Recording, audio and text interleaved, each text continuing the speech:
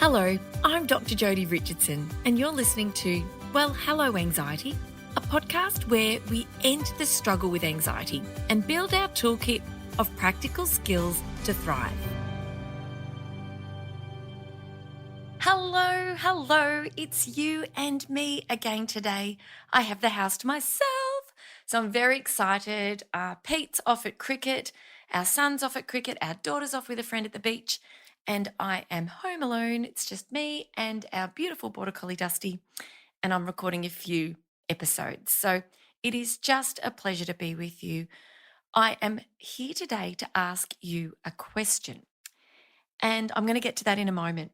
But I wanted to start by reminding you, if you are new to the podcast, you may not be aware that I live with anxiety. I have done for 44 years, for a very long time. I can look back to when I was 4 years old and see my very first symptoms. My very first symptom was an upset tummy. I would say to my mum every single day, I feel sick and I don't want to go to school.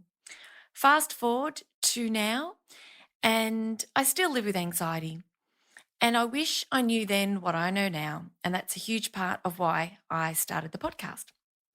So I'm asking you a question today, but I firstly want you to consider all of the ways that anxiety says no to you, puts a stop sign in front of you, perhaps when you turn in a new direction or when you have ideas about something new that you'd like to try.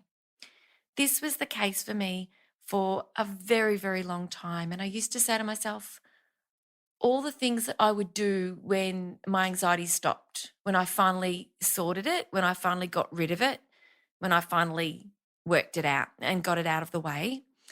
And then I eventually learned that if I wait for that, I am going to be waiting my whole life. And a huge part of this podcast is that we're not getting rid of anxiety. We wouldn't want to, even if we could. It is protective. We need it. And those of us who have anxiety that bubbles up, bubbles over, explodes at different times, we have a part of our brain that's more sensitive to threats around us. And when we feel threatened, instinctively, we need to feel safe. We want to feel safe, which means pulling back, saying no, cancelling, withdrawing, avoiding, or alternatively, just not saying yes, not taking on opportunities, not starting something new.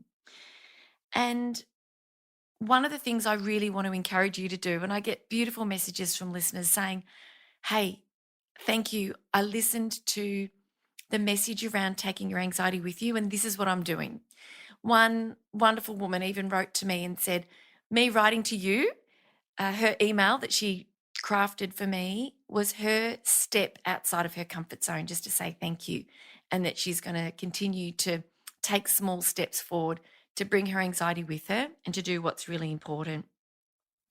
Now, my anxiety comes with me most of the time, but I realized just a couple of weeks ago, oh my gosh, my anxiety stopped me and I didn't even realize that was happening in the moment. I was so caught up in everything else I was doing that I told myself was important. I realized later on reflection that, hey, I didn't do all of the things I wanted to do because I was anxious. I was in a new city.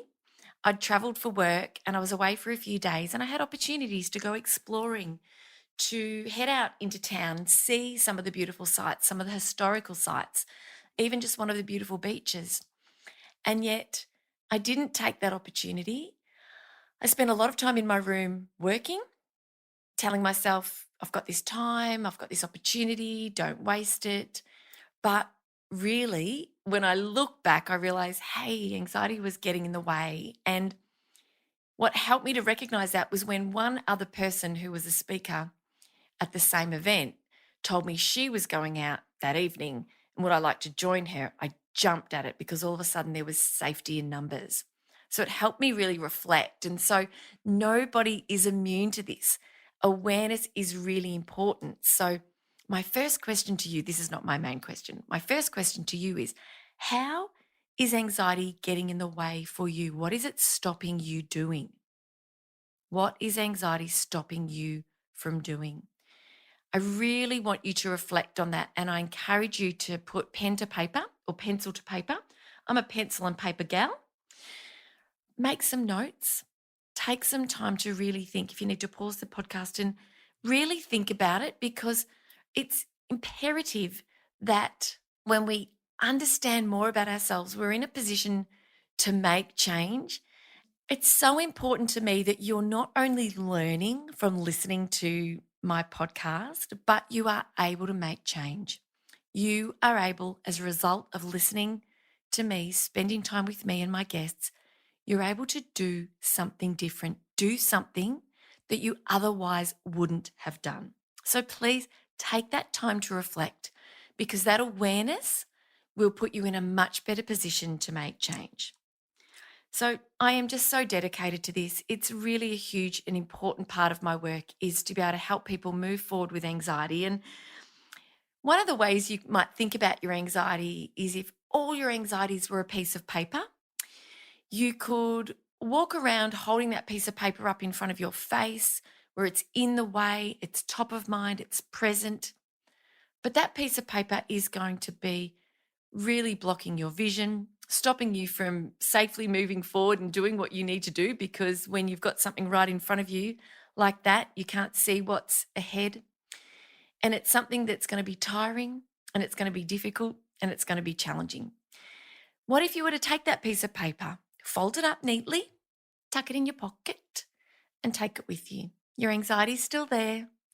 It's all there with you. We're not trying to get rid of it.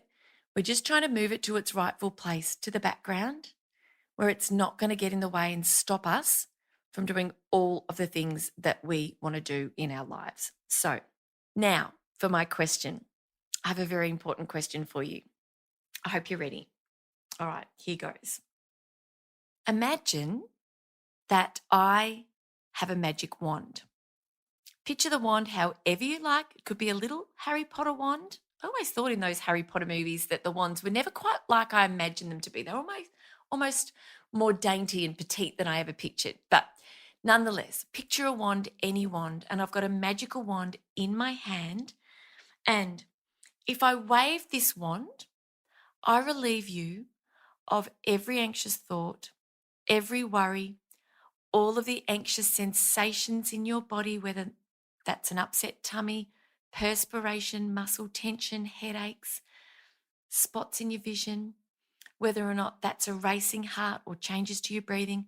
I relieve you of all of your anxious thoughts, all of your anxious feelings, everything that anxiety does to make you feel uncomfortable, unsafe. I remove it all. I wave my magic wand, and all of that causes you trouble, that is a problem for you when it comes to anxiety, is completely gone from your life.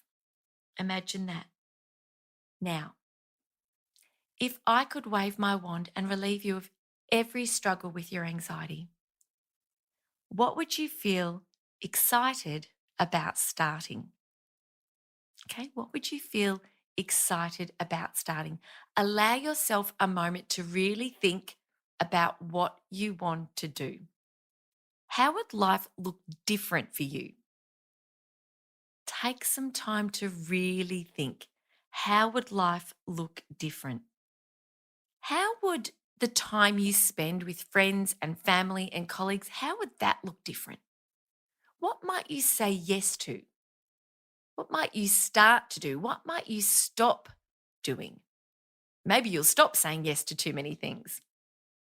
And what changes would you make at home, at work, in your downtime, when an opportunity comes your way, or you have an opportunity to create something new and special for yourself, whether that's professional or personal? What would life look like for you, and how would things be different? The reason I ask this question, this is a really important question, and it's called the Magic Wand question, is because when we have anxiety, we have thoughts and sensations and feelings and emotions that impact what we do. And to give yourself the space and the time to be able to reflect on how would you operate differently if all of that was removed from your life and you were free of anxiety, I think it opens up possibilities. What I'd really love you to consider next is the idea that of all of the answers to the questions I just posed, what would you feel excited about? How would life look different? How would your interactions with people in your life be? How would you spend your time differently? When you think about your answers to those questions, I invite you to choose one, just one, and set it as a goal for yourself. Set it as a goal for yourself. So when it comes to goal setting, what we need to do is we need to make sure something is specific. So be as specific as you can. Measurable, okay? Measurable, something that you can recognize when you've achieved, okay?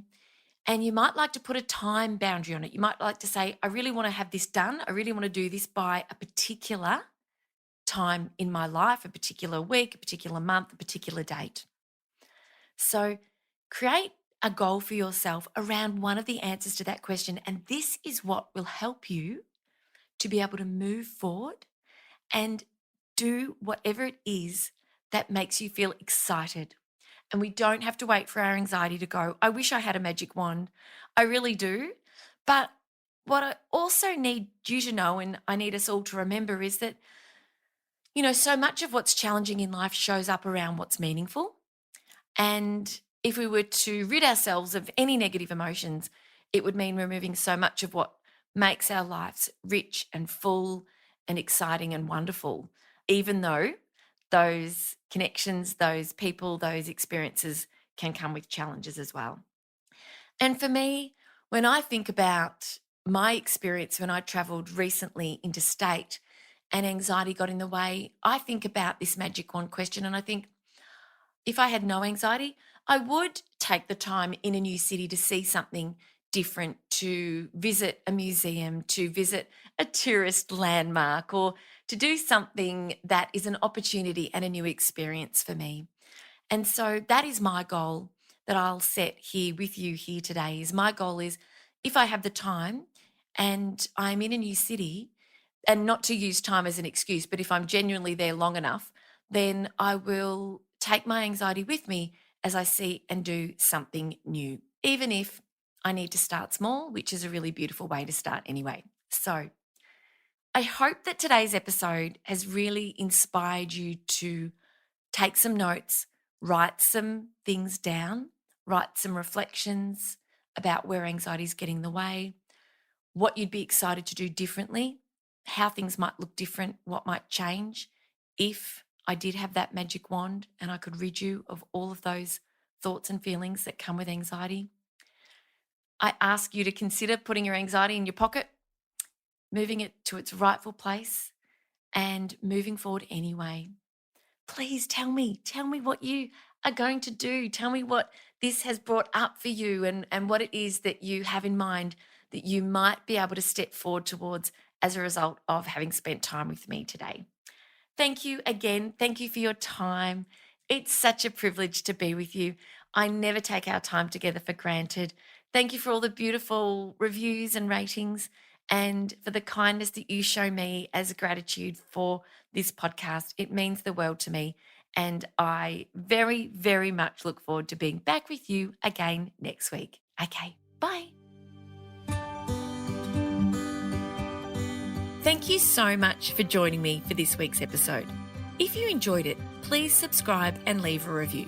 To keep the conversation going, I'd love you to join me over on Instagram. You'll find me at Dr Jodi Richardson. Also, if you'd like a copy of my free 5-day mini email course, Calm Your Anxious Brain, then jump over to my website, drjodirichardson.com, and you can sign up down the bottom. I've really enjoyed having your company. Thanks so much. See you next time.